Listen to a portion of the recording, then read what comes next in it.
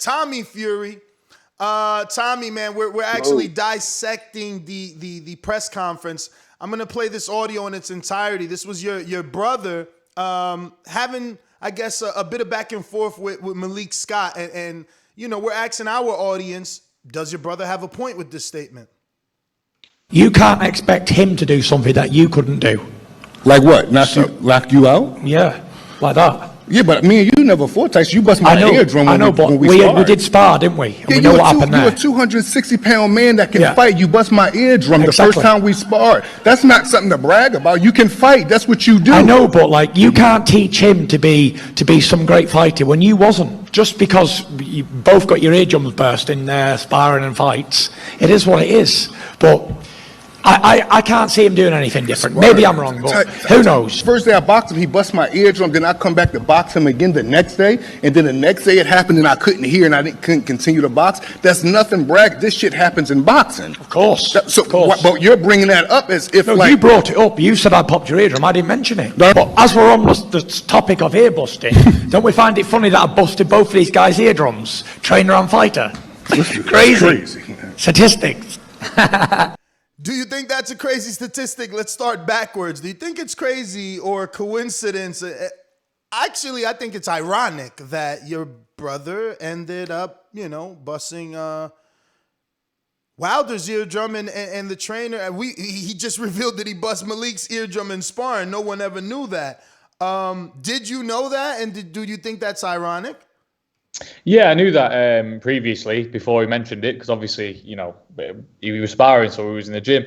But it was one of them. I don't know. You can't really read into that sort of stuff. Wilder's going to come. In my opinion, Wilder's just going to come and give it everything because if he loses this fight, it's his end of his career. He's got nowhere else to go. Where can he go? He's been beat rotten the second time. He got beat the first time. And if he gets knocked out again the third time, he's got to retire. So he's going to come. I feel like he's going to come in lighter than he did for the second fight. I think he's going to come be like an elastic band, throwing every single shot there is in the book, and he's going to be dangerous for the first 6 rounds. But again, you can't really take that into consideration because Tyson had a couple of months to prepare for the last fight. He only had a couple of months with Sugar Hill. Now he's had nearly 2 years with Sugar or whatever it's been. So you can't really say anything on that. It is what it is. Are you, Tommy? let me just slide one more in. Are you slightly fearful that maybe your brother can't get up for this fight because, like you, he feels I beat this guy twice back to back? Yeah, no, I don't think it's a case of getting up for it because Tyson knows what lies ahead. He knows how big the Joshua fight is for the whole world. He knows how big that is. And Tyson, one thing he doesn't do, he's a clever man and he keeps his eyes switched on all the time, Yeah, he's beat the man twice before, but again, he knows boxing and one punch can change everything. So he's going to be switched on. He's going to be even better this time and he's going to get him out there even faster this time, I think. Now, Tommy, I want to ask you, where do you think, it's like 2-part question. Where do you think all this talk about pillow-fisted punches came from, number one? And number two, because I seen your brother on the heavy bag hitting that shit like thunder, number one. Number two, and how would you rate his power among heavyweights or just fighters you've seen? I don't know where it came about. Honestly, I can't tell you where it came about because he's a 6'9", 270-pound man. I don't know anybody who's 6'9", 270 pounds that can't punch. And even his record as well. I couldn't understand if his record was like 31-0 with 7 knockouts. His record's like 31-0 with 22 knockouts. Like he's got a puncher's record as well. So I don't know where that came from. And I think it's just because in the past he boxed so technically well on the back foot and didn't really go for them crazy knockouts. He was evading the shots. He was slipping and sliding. But now he's changed his tactics and he's just bringing the power that he always had out even more, in my opinion. Because when you're going forward, you've got a lot more power and weight behind your punches as you do when you're going back. Same thing we've seen with Deontay Wilder in the second fight.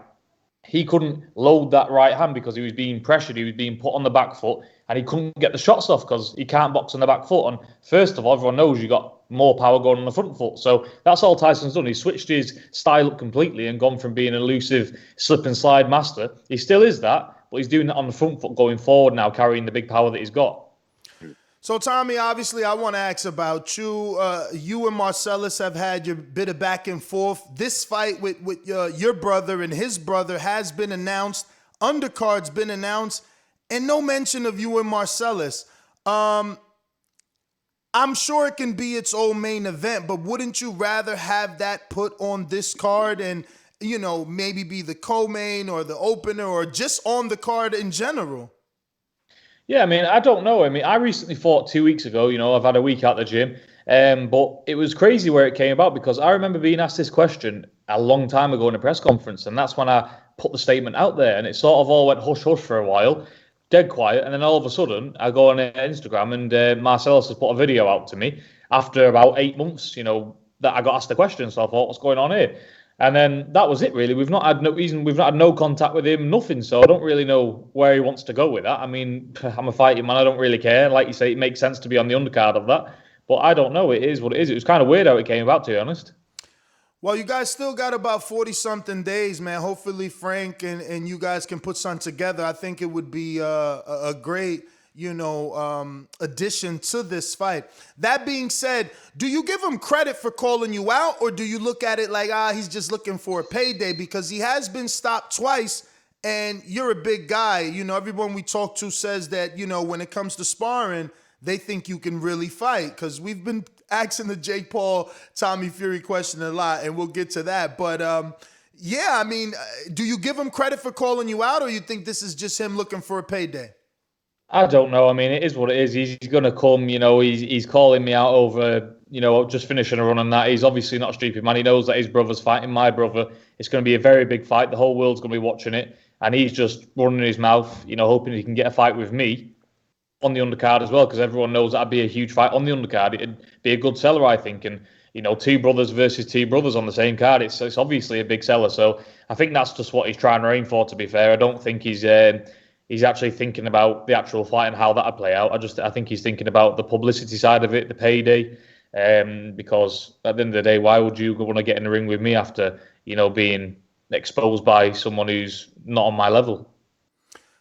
Does it interest you at all?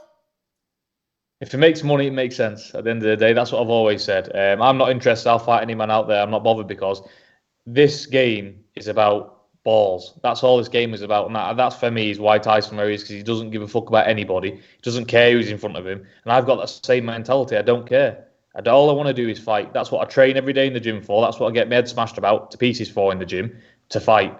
And if we're not in it to fight, then what are we in it for? To do some ticket sales and get a bit of money. I'm in this game to obviously secure my future, but show everybody that I'm a fighting man. And I'm not in it for all this, you know, lights, camera, action stuff, because that's not what boxing is. You know, when I come out of that show that I was on, there was no more glitz and glamour, because that's not, you can't mix the two lives together. So whenever I'm in for a fight, I'm not in it for no other reason than to purely fight and get the win, and that's it.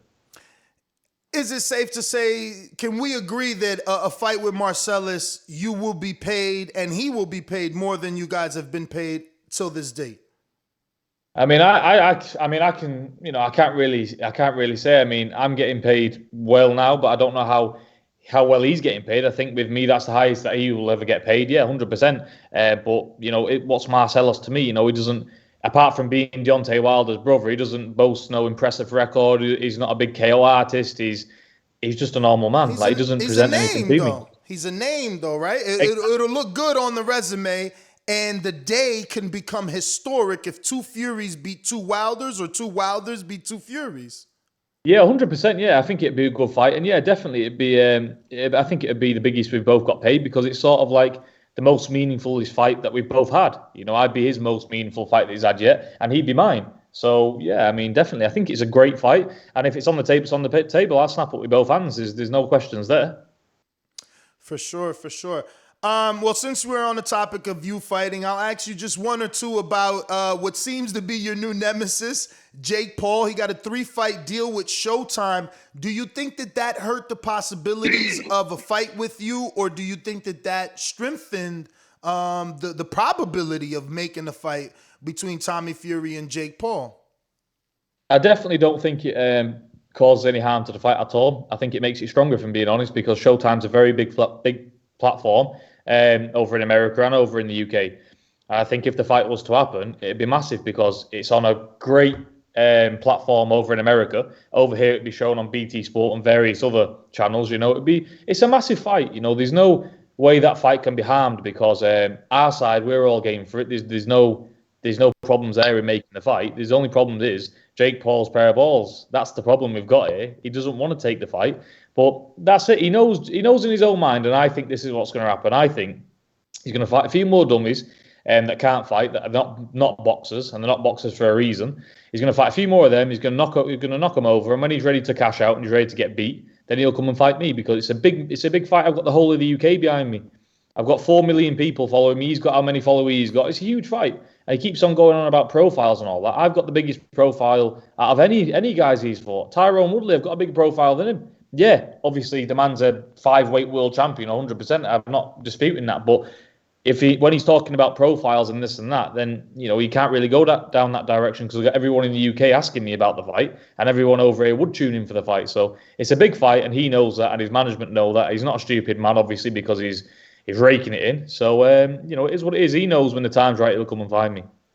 Do you believe that he's actually fighting a fighter now with Tyrone Woodley, or is this still a safe fight for Jake Paul? I believe that, Tyrone Woodley is a good fighter, right? In his own right in the cage. He's a great fighter. The man will go down in history. He's done everything in the UFC. But there's only one problem. That's the UFC. It's not in the boxing ring. And Jake Paul and his management, thousands of hours will have gone into this, and they'll pick Tyrone Woodley for a reason. He's a big name. Is his striking ability going to be good on the night? Probably. But is it going to be better than Jake Paul's? Probably not. Because I'll tell you one reason. You will never see Jake Paul pick anybody, when he's in the mood for winning, that can beat him. Because they're not daft. He's a YouTuber. He ain't no fighter. He's not a fighter. If this was an MMA cage, of course he wouldn't have picked Tyrone Woodley. But he's picked him for a reason, and you will be seeing a Jake Paul win on that night because they would not have picked him if they thought he was going to get beat by him. Now, I don't know what's in the contract. I don't know how they've planned it out, but you will be seeing a Jake Paul win. I can guarantee you that.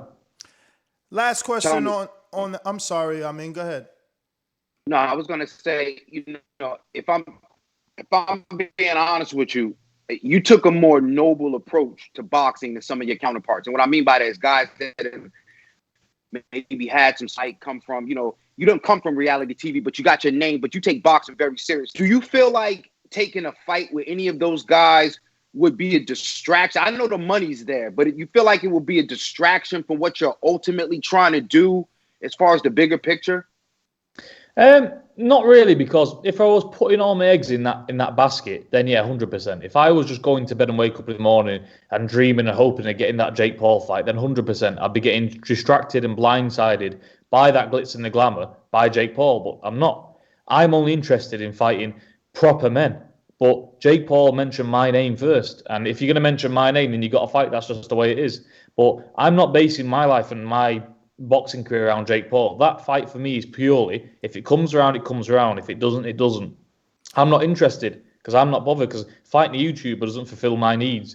I want to be a world champion in this sport, and beating Jake Paul is not going to help me on that road whatsoever. So if that fight comes, it comes. If it doesn't, it doesn't. I'll still be Tommy Fury. I'll still be the fighting man, and I'll still be that kid trying to get to the top. And that's just the way it is. We got a couple of questions from the people before you run out of time. Coming all the way from Compton, California, Dual Ingram says, the cruiserweight and light heavyweight divisions are not so glamorous. Do you think your last name can spark those two divisions? Yeah, 100%. Tyson's paved the way for all of us. He's opened the gates. All I've got to do is keep working hard, keep disciplined, keep determined, and walk through them gates. That's all I've got to do. And I believe once I get the experience behind me and I get the right number of fights, I'll make a big splash onto that light heavyweight scene. I know I will. So it's just about in time we'll get there. We got What Rep It, Emmanuel, who says, do you think you should be the A-side in every future fight you are involved in due to your huge following? No, definitely not. I mean, at the end of the day, all this A-side and B-side, that's only valuable in my eyes if you're fighting a champion. If both of you ain't champions or whatever like that, just get in the ring. The fight doesn't matter about who's having the first ring walk or who's not having the first ring walk. It doesn't mean anything to me. But if you're fighting for a championship, give fair play to the champion or whatever title you're fighting for, and get in there and fight and prove yourself that you're A-side. Seattle, Washington, Dominic says, would you want to join the PBC? And is Jake Paul ducking or is Logan Paul the target? Any of them can get it. I don't care. I don't care because at the end of the day, these people are not on my way. Like they're just little side stops. They're like going down a long road and pulling up at a petrol station. I'd just be going on my road to get to the top, stopping off to get some fuel, i.e. smashing both of the faces in if they want it, and carrying on down that long straight road. That's all this is to me. It's just a stop off, blitz them two, and get on my road because they're not fighters. They're different because people don't understand what I've come from. I've been smashed up and down all my life. What have they been doing? Getting videos with a photo camera. Once they get it up in the air properly, they'll know what it's about. Jordan Baker in Florida says, why are you ducking Marcellus Wilder? If you really wanted that fight, you're the A-side. You can make it happen. Send him an offer. If you're not, you should definitely put respect on his name when speaking about him. And why should I put respect on his name then? Hey, what's he done to get some respect on his name? Absolutely nothing. I'll tell you what I'll do. I'll add another KO on his record for him. That's what I'll do for him. But listen, if Marsellos wants to fight, he knows where I am. Don't worry about that. I mean, he does have a point. Marcellus can't call you. You're the A-side, Tommy. Like, you have to make the offer, He's the one that's already lost. You're undefeated and you're in the A-side. What does a world champion do, though? What does a hungry challenger do to a world champion? He called you out. He called you out. Everyone. So if I was the world champion and I'm the A-side and this guy really wants to fight me, he'd be getting a fight over. He'd chase me down. He'd call me every name under the sun. He's finished a 3-mile run and called me out at the end of a video with some sweating on his chest. He needs to do a bit more than that to get a fight, doesn't he? Okay. So you're saying he's got to do more. He's got to rile the people up a little more. I got you. We got another one from Connecticut. Coach Meyer says, give me 3 words to describe your brother Tyson Fury. Also, I got you over Jake Paul. Flexing emoji. Yes, I appreciate that, bro. Top one for that. 3 words that describe Tyson. Superior, unique, and invincible. Good choices. James Valdez from San Antonio, Texas says, what's the story behind the nickname TNT? It was just something that I was gearing up for my first fight, and then everyone was in the gym. We was all talking in the sauna and was like going for everyone's nickname. I thought, I do have a nickname. And we was all sitting there for about 45 minutes, and then we thought, Tommy TNT, that sounds quite good. And I thought, oh yeah, it's all right, that'll do. And we just kind of went with that. But when I've started knocking a few out, I mean, it's kind of fitting, isn't it, really? Yeah, no, definitely. If you could keep the power going, TNT makes sense. We got another one coming from the UK. It's Steve who says, hey, Tommy, thanks for coming on the show. Are you in a rush to get places within boxing, i.e. British champion, by your 10th fight? Or are you looking to play the long game and do the area title route and slowly step up the level of opposition like the traditional route for British fighters? Light heavyweight at British level is stacked, and I hope you're looking to gain a lot more experience before tangling with the best in Britain. Thanks for coming on the show, Steve in the UK. Well, thanks very much, Steve. And to be honest with you, I got a perfect answer for that. I don't know if it's an old quote or a new quote, but this is a quote I'm going for this moving forward. Everyone says, do you want to do this? You want to rush for titles? I don't want to move fast. I want to move correctly. And that is literally the thing that sums up my career. I've not had a lot of amateur experience, so I'm not interested in being rushed and putting title fights quick because I'm 22 years of age. I've just turned 22. I've got all the time in the world, so I don't need to move fast. I need to move correctly, getting the right fights at the right time, getting the right experience at the right time. I've got a great team behind me. My dad picks me fights for me because there's nobody knows you better than your own father, and he knows how much to give me, when to hold me back, when to push me forward. So we'll just see whatever comes my way. Well, Tommy, that's all our questions. I mean, unless you have anything else, we can let them go. And obviously, we would ask you to give out your social media, let the world know where to follow you. Anybody crazy enough not to be following already. And we appreciate your time, man. We look to having you back on whenever you got something to announce or whenever you're ready to send Marcellus that offer. You can go ahead and announce it right here, but thank you again. Thank you very much, guys. Thank you. God bless you all. Take it easy, and we'll speak soon. Cheers, guys. Cheers. There you have it, ladies and Thank you, gentlemen. brother. Tommy Fury. Yo, if you enjoyed the video, feel free to hit the like, subscribe, and share. As always, if you want to support us to the next level, head over to the patreon.com/ThaBoxingVoice. We have tons of exclusive from Border Wars, from title, betting shows, the list goes on and on and on. But in addition to that, if you guys have questions for fighters, trainers, and promoters, this is where you can submit them. We will run out, get these questions answered, and put it back on the show just for you guys. Appreciate it. Peace.